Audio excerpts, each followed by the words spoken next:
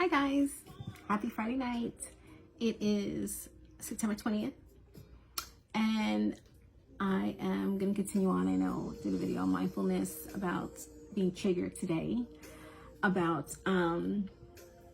this is I guess 1 year of a very traumatic event that happened here at my home with me and Juliana. And so I'll just get right into it, I guess. So what happened, what triggered it was that it's Hispanic Heritage Month, and exactly 1 year was that we were invited to go to Zumba here at Dirty Whiskies. And I did not go. I wasn't allowed to go. And we ended up doing the other activities that they had there. Came back home. And he was angry about some whatever bullshit.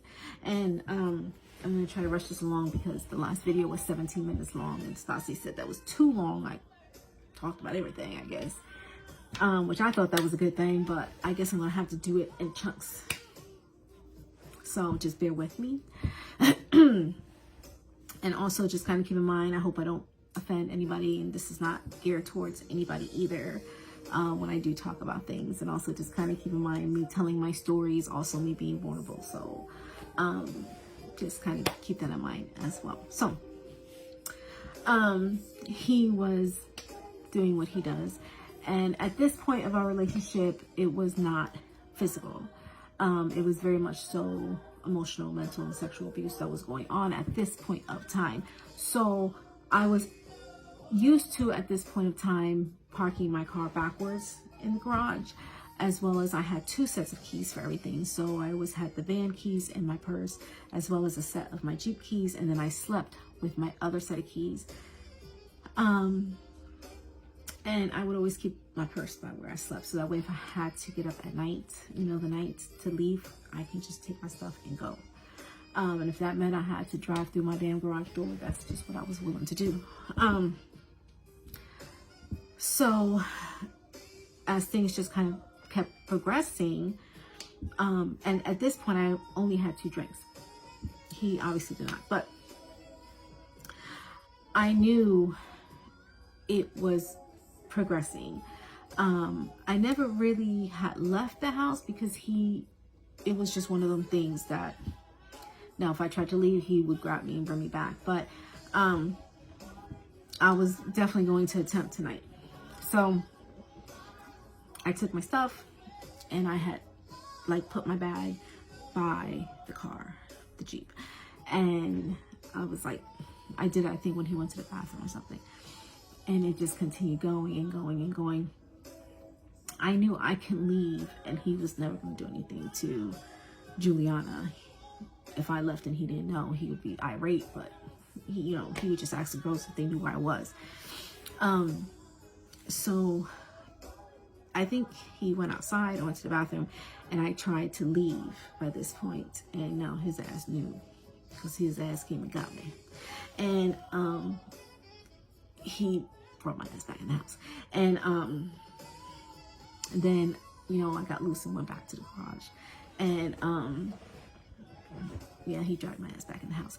And I had my purse, and I kind of fought myself to back because I have cameras there in the back. And so as all this was going on, Juliana and Tobias heard what was going on, so they come to the back. So they see, what's going on, and Juliana goes to call the police. So then, Caesar goes towards her, and then he grabs her phone, and he throws her phone and everything. And Tobias goes to get her phone, and then he's going to help get my purse, and he's trying to help. So now Caesar's yelling at him and everything else. And now at this point, I don't have my purse. I do have my purse because I have my keys. So I do have my purse, but I did not have my glasses because they were thrown off my face. And I did not have my driver's license because we went out, so he had my license. So we ran to the Jeep. So we were trying to fight to get out. We were able to get out. And I dropped them off, and I stayed parked in the middle school, and a police officer found me. So when she found me, I was just obviously a mess. And then when she saw what I was like, she saw the video footage, because I was just like a mess. And I was like, I was so confused of what happened. And I told her that. I was like, she saw what I looked like. She was like, I have my sunglasses on. She was like, take off your sunglasses, let me see your face. And then, you know, I was just like, I don't know, you know, like, I have video footage. You know, she was like, can I see the camera footage? And I showed it to her, and then she did a report. And then I went to the hotel. And and then he done called my mother and told my mother that I was drunk and that I left, and he told her all this stuff, and my mom believed him. She started calling me and asking why I was drunk, why I left the house. And he had her thinking I was drunk. And this is what they do. They'll get your family against you. And that went on for a little bit. And so they do that quite a bit.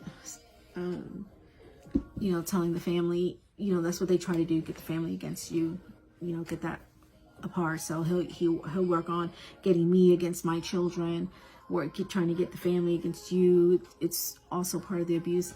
And I didn't know what to do. I was still confused in my head, that even what happened, like what even processed of what even went on. And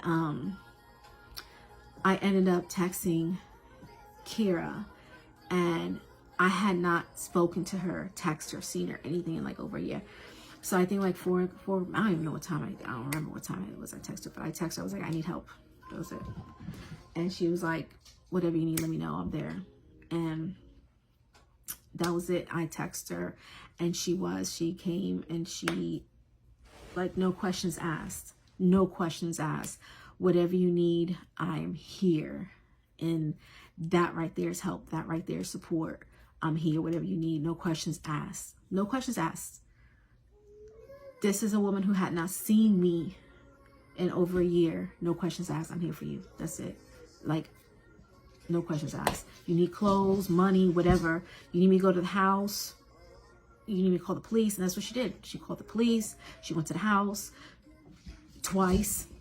You know, he acted like he had never seen her before when he did. I mean, she came and got me at the hotel. No questions asked. Like, I'm here to help you. No judgment, nothing. And that is help. That is support. And that is what victims need. That is what people need when they are going through trauma, that when they're going through support, because you're in such a state of confusion that you just don't know. You don't need to feel any worry. You don't need to feel somebody is just anything. It's just so hard to explain. You just need somebody with such a subtle, even tone voice of just like, what do you need? What do you need? That's it. Not telling you what to do or what happened or anything. Just what do you need? Whatever you need, I will do. What do you need? Is it. And that's the best way I can explain it. What do you need? Because when you're a victim, you've already been with somebody who's been telling you what to do, what to wear, where to go, what to eat. What to eat. Like, oh, we're not going to go out if you don't eat your food. What to eat. So now your family finds out you're being abused. Now you got them giving you questions. Why didn't you tell me? Is this really going on? What do you mean, is this really going on? Like, why would I lie about that? But anyway, that's for another tape. Somebody that hasn't even seen, what do you need? Whatever you need. That's it. Like, Like, you need somebody so even toned with their voice, just with everything. Just everything. Just, what do you need? I'm here to help you. That's it. That's it. And I mean, I ended up telling her everything anyway, because she was just a good listener. And I have not seen her to this day. Since then, I still haven't seen her. I've texted her a few times and everything. But I know if I need her, I can text her or call her, and she will be here for me. She will be here for me. She will be here for me. And I was still confused after that. I had asked Juliana, and Juliana told me, she's like, Mommy, you know, she's never seen a man touch me, hit me. She barely even seen a man yell. I was still confused, even with the police officer seeing the video. Even, you know, I had asked the Mayas, what did they see? What did you actually see happen to me? I even asked them. I was still confused. And then I was talking to Steve, and I've known him for many years. I met him in Abu Dhabi, and he's somebody that I trust. I even sent him the video. What do you see? And I talked to him on and off a lot. And I was talking to him today, and that's actually also what made me think about, like, wow, it's been so long, you know. And he has seen the video, and he knows everything that's pretty much just happened. And you know, he is also somebody that I fully trust and confide in, because he's another one who is very even toned when I speak with, that he does not raise his voice. He is not judgmental. He's just like, Marisol, you know what to do. You know what's right. I don't need to tell you. Like, you're a grown woman. You already know this. You know what you need to do for your children. And that's the type of support. That's the type of man that I call when I need. And that is the type of support people need when they're going through stuff like this. So, back to what I'm saying, what happened to me and the girls. I went ahead and went through with the actual, I ended up going through with filing up the report. I actually went to the magistrate. They actually put a warrant out for his arrest after the police officer saw the video. They put a warrant out for his arrest. But I ended up getting a lawyer and dismissing the charges.